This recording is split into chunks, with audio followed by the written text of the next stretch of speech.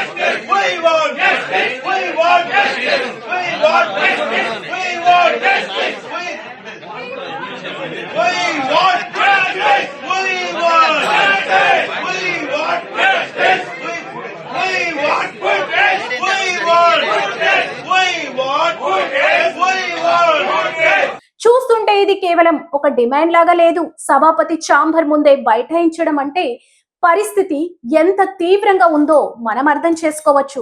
సభలో జరిగిన గొడవకు సంబంధించిన ఆధారాలను ప్రభుత్వం ఎందుకు దాస్తుంది అని వైసీపీ ప్రశ్నిస్తుంటే, నిబంధనల ప్రకారమే వ్యవహరిస్తున్నామని అధికార పక్షం అంటోంది.